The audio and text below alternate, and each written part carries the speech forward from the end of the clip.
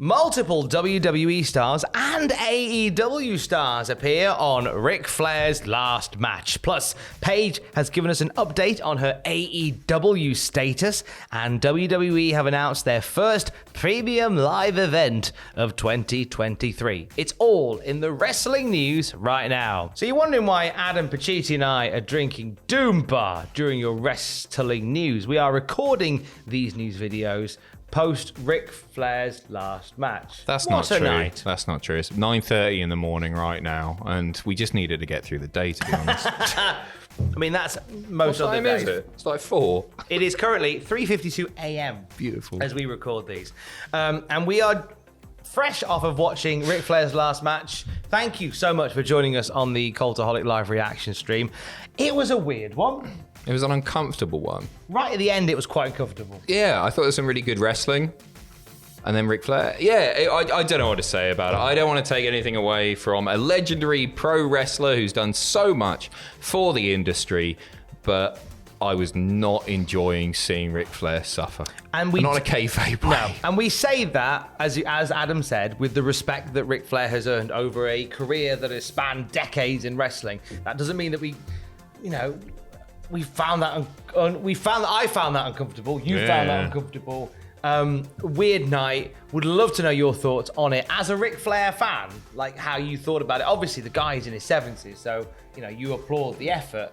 But knowing what we know going into that, and the idea that he's like, hey, if my pacemaker stops, then just turn it off and on again. It didn't feel like the underdog babyface who is fighting against the odds because he's 73 years old. It felt like a 73-year-old man who may slip away at any moment. And it didn't work for me. The final moment, which was after the result with Ric Flair becoming the successor, is Andrade kind of propping Ric Flair up. And it looked like Ric Flair was gasping for air. I was so nervous. Yeah. And obviously Ric Flair is a great seller, admittedly. But, knowing what we know, it was weird.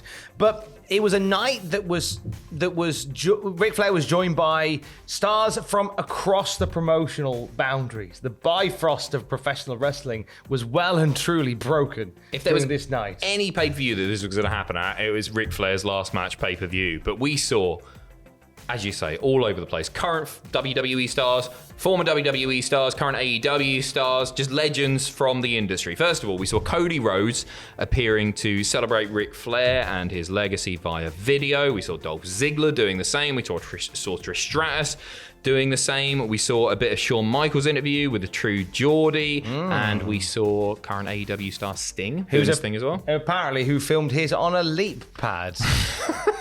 Like, all these, it's so funny because like Cody Rhodes' video, he's like on the beach, he's on his holidays, recovering from ripped pectorals, and then there was Sting who genuinely looked like he filmed his video on a potato. Somebody said in the chat, did Sting do this on a Ring doorbell? I forgot about that. What's the thing? Watch it and you'll see what we mean. Like, could Tony Khan have not lent him like a cannon for the weekend or something? He could have lent him a flip phone and it would have been better. Absolutely mental. So weird. But like the hits didn't stop there, as well as seeing Cody Rhodes, Dolph Ziggler, Trish Stratus, Shawn Michaels and Sting. Mick Foley was sat near the front, not as close to the front as Al Snow and Santino Marella. He was very upset by that. But he was sat there. He attacked Frank the Clown during the pre-show. Noel's boyfriend. Yeah, Noel's boyfriend, apparently. Jerry Lawler was backstage with Jerry Jarrett in Jeff Jarrett's locker room, along with a picture of David Bowie, weirdly. Ahead of the main event, Jerry Lawler cuts a promo about like the power of Memphis and how this is Ric Flair's time to be shown up for by Jeff Jarrett and all this stuff. They got a lovely little promo backstage. Just in time for the main event, The Undertaker appeared. But not the wrestler, The Undertaker. Mark Calloway was ringside along with Michelle McCool. I thought it was funny seeing Michelle McCool filming stuff on her iPhone. I was like, this is on Fight. Just get the footage from there? Yeah, it was a bit weird. I don't know what she's doing that. She was horizontal as well, rather than. I like the fact that she was that way, but then like the Undertaker was sat next to Mick Foley, and they even made some little jokes about the Hell in a Cell, like, I'm gonna love you all. It was so funny. It was just like two dads having a bit of bants. It was like, oh, I remember when I did that. Speaking of dads, Bret Hart's there as well. Oh my gosh! So the Bret Hart thing was so weird. Out of nowhere, right? They had celebrated Mick Foley. They put him on camera like 4 or 5 times. Undertaker's there. They made a big deal out of him, and then Uncle Brett's coming in from the side. They barely acknowledged that Bret Hart was there until like literally as he poked his head up and tried to like high five or like handshake Ric Flair's like, oh, Bret's there as well. Weird. So very strange. We had about 3 videos from Doug Dillinger, WCW Security, but we had a little like whoopee toasty appearance by Bret Hart. And it's weird because Bret Hart loves Ric Flair. He loves Ric Flair. He's always said nice things about him. Also in the VIP section, we had JJ Dillon, Vicky Guerrero, of course, Conrad Thompson and the crew were there as well. We saw a run-in during the Impact title match from Diamond Dallas Page. Now, I must acknowledge the comical way that this went down. Obviously, Adam Pacitti and I have been doing live reactions to this, so we got to see it go down. So DDP, like they cut to the crowd, and DDP climbs over. I'm reenacting it here, Tom. What? You're going to reenact? Okay, so this is what happened. This is the barrier. Talk us through it. So here's the barrier, and here's DDP, Diamond Dallas Pacitti. He climbs in, he sits there with the hard camera on him, waits a second, then stands up, climbs over the other barricade, and then hits a diamond cutter on Brian Myers and Matt Cardona, who were attacking Josh Alexander. It was the strangest of all things, but DDP was there, and then he raised Josh Alexander's hand at the end. Lovely stuff. It was nice. It was a nice way for it to play out. All the stars there last night. And Ric Flair, as far as we know, at time of recording, is alive and well, and that's all that matters, right? Everything's grand. Hell of a night. Worth the $20. In a night that was populated by Dolph Ziggler, Trish Stratus, Shawn Michaels, Cody Rhodes, Sting, The Undertaker, Mick Foley, Jeff Jarrett, Jerry Lawler, Jerry Jarrett, Diamond Dallas Page, JJ Dillon, Vicky Guerrero. Ric Flair's final words were, I was stressed because Kid Rock said have a good match. Oh yeah, Kid Rock was there. And Kid Rock was there as well, by the way. Not snogging anyone this time, fortunately. Also, we mentioned this on the live stream, and I'll mention it here. So, like so the final match of Ric Flair, he was teaming with Andrade to go up against Jay Lethal and Jeff Jarrett.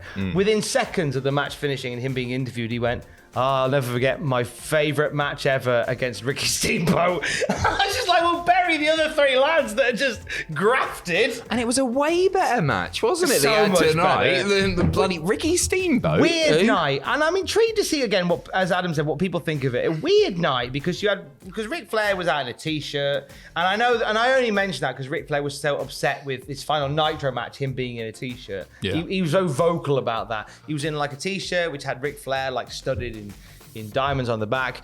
He wore a WCW world title for a bit. The big gold, yeah. He wore big gold, but then like he got halfway down the ramp and went, this isn't fitting properly. Can somebody carry this for me? It was a really strange energy. It was never going to be good, was it? Yeah. It was weird. It was weird. He did a bleed as well, and that was the thing.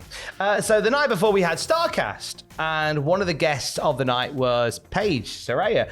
Big love to Brian Zane, who was given the task of chatting to Paige on the night, and he was Nobody deserves it more. Nah, Brian's brilliant. Class. Brian is a touch of class. And during the interview with StarCast, Paige gave a little update on what she's up to now, and if an AEW turn is in her future. She said, I'm in the middle of writing a book, which I'm really excited about. We've got a book. It's going to be another year before it officially goes out. We're in the middle of writing that. We're doing other things as well, but I'm not allowed to say anything right now. Non-wrestling related. Sorry, guys. It's not going to be AEW anytime soon. AEW seems great, and I love AEW. I'd love to face Britt Baker one day if the time is right. That'd be awesome, because all my friends are there now, but it's not happening now. In terms of an in-ring return, She said, I'd love it, for sure. Having your career taken away from you without wanting it to, having to retire on not my terms, it was disappointing. I already knew once my neck got kicked in the middle of the live event match. Once I went down, I was like, this is the end of my career. Couldn't feel my body, lost control of my arms and my legs. Then I just lay there and I was looking at the referee like, I can't feel my body. I'm paralyzed right now. So to go through all of that and then go, I'm keen to get back in the ring again. She definitely is. Man, it's her love, isn't it? It's a passion you look back thing, at her isn't it? family, it's all they know. I find it really, really sad. I'd love to see Paige in the ring again if she's healthy enough to do so. Never say never, right? Edge, Danielson, all these people. It would be great to see her again, but it was such a serious injury that she sustained. I don't know if it's right, but it's cool that she's got her eyes set on Britt Baker. I imagine if she was good to go, then AEW would pick her up in a heartbeat. Massive star. She talked about two other never say nevers in terms of a comeback, and that being Sasha Banks and Naomi. Saying everyone loves Sasha Banks, the four horsewomen in general, such a big and critical part of the women's revolution. I think she'll be back to WWE. I think now with Hunter in charge, taking the reins and everything, I don't think anyone has really been 100% happy with the pay-per-view in a long time, and people are walking away from SummerSlam feeling like, holy SH1T, this is a turning point. So I feel like Sasha and Naomi, in my opinion, will come back. I've heard stuff like that recently. Yeah, as right. well. I think the large part of their beef was with the creative, which Vince was heading up. I think they've got a lot of respect for Hunter, and I wouldn't be surprised at all to see them come back. And I think that'll happen sooner rather than later. I know they're booked on a few little appearances, conventions here and there. Naomi, her fans have just released a limited edition T-shirt as well. I think they'll be back within a month. Wow. Legit. No, I really do. I think it would be a really good PR thing as well as a creative thing for Triple H to bring those women's titles, the tag titles, back to TV. I don't know if they get those belts straight away. I guess they've been officially stripped of them. But you've got enough people, especially with the coming out of SummerSlam. You've got a few decent enough teams to be challenging for those. I think there's stuff they can do there. Now's a good time to do it. Should old acquaintance be forgot and never come to mind? Which brings us to our final story of WWE's first premium live event of 2023. What we've got up? It's a name. We've got a name. It's the return of Day One. Day One, of course, debuting this year. First time we've seen the Day One pay-per-view. It's just a name. It's a wrestling pay-per-view. It's a B show, but it's a good name. I like the name. I don't know what else to say about it. I enjoyed the emphasis that kind of it put a stamp on, like, here's the start of the year. Yeah, and it's on the first. It's on the first. It's so different to like how here in the UK, like football games that happen on New Year's Day. They're putting a wrestling show on New Year's Day. Yeah, it's a nice way to kick off the year.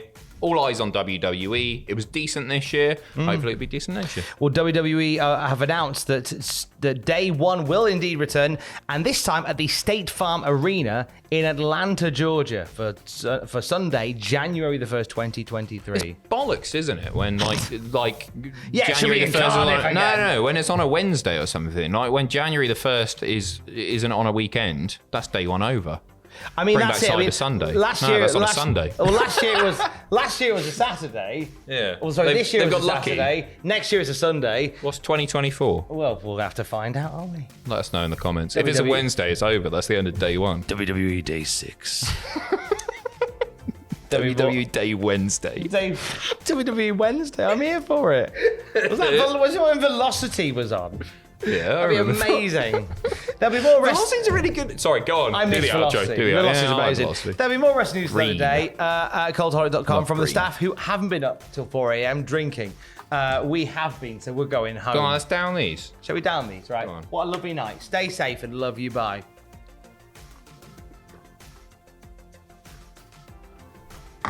Job's a good one. Who wants a fight? Who wants a fight? You're hard.